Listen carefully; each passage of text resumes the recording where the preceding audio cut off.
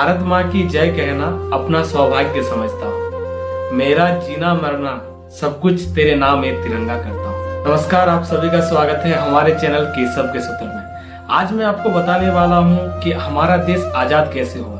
कुछ ऐसे अनसुनी तथ्य जो हमें आज तक ना पढ़ाया गया था और ना ही हम सुने थे। 15 अगस्त 1947 जिस दिन हमारा देश आजाद हुआ, लेकिन इस आजादी के पीछे सबसे महत्वपूर्ण योगदान किसका था?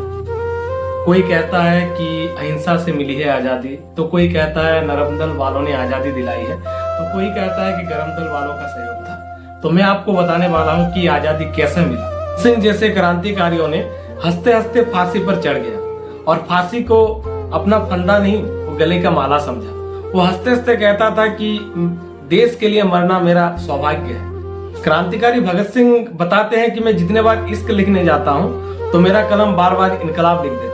ऐसा देश प्रेमी और ऐसा देश के लिए संग्राम करने वाला युवक वही देश को आजाद दिला सकता है। घर से भाग गए ये बोलकर कि मैं ये जिंदगी किसी एक लड़की को नहीं दे सकता हूँ, मैंने ये पूरा जिंदगी देश के नाम कर दिया है। घर में कहता है उनके परिवार के लोग कि आप घर पे रहिए, घर पे आपका सारा कुछ सुविधा है, देश के लिए आपको नहीं जाना है, आप घर पे रहिए। लेकिन वो कहते हैं कि माँ, मैं ये अपना शरीर देश को दे दिया हूँ और ये देश जब तक आजाद नहीं होता मैं घर लौट कर नहीं आऊंगा।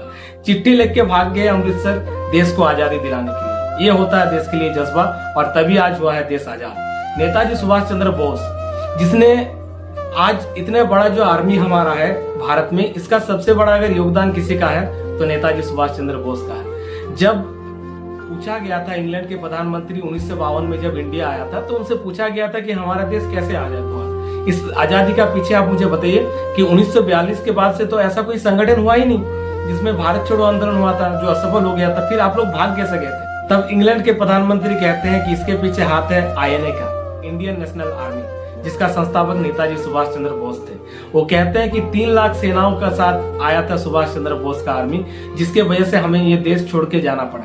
तब उनसे एक सवाल पूछा गया कि इसमें आप महात्मा गांधी का कितना सीरियस समझते हैं, कितना योगदान समझते हैं इस आजादी के पीछे? तो वो कहता है कि मिनिमल मतलब बहुत तुच्छ। तो आप ही समझिए कि देश का पिता और देश का पुत्र कौन है, कि देश को आजादी दिलाने के लिए कितने लोगों ने हंसते हंसते सूली पे चढ़ गया, कोई फांसी पे चढ़ गया।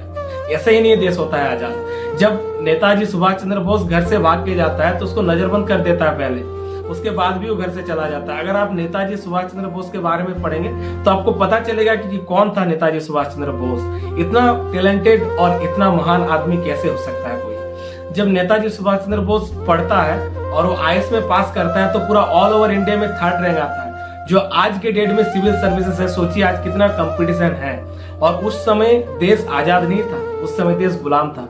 उस समय नेताजी सुभाष चंद्र बोस गुलाम भारत में टॉप रैंक 3 पे आया था। उससे इंटरव्यू में एक सवाल पूछा गया कि किसी भी तरह से नेताजी को फेल करवा दिया जाए। उससे ये सवाल पूछा गया कि ये जो आपका रिंग है हाथ में, इस रिंग में से क्या सुभाष निकल सकता है? तो नेताजी सुभाष चंद्र बोस कहता है हाँ निकल सकता है। तो बोला कैसे? तो सुभाष चंद्र बोस एक पेन लिया और एक कागज लिया, उस पे लिखता है सुभाष चंद्र बोस और उस पे पिरो के निकाल के दिखा देता।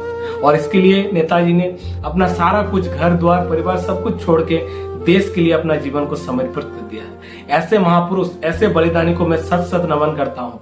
और मैं कहता हूँ कि नेताजी कभी मर नहीं सकते, वो आजाद है।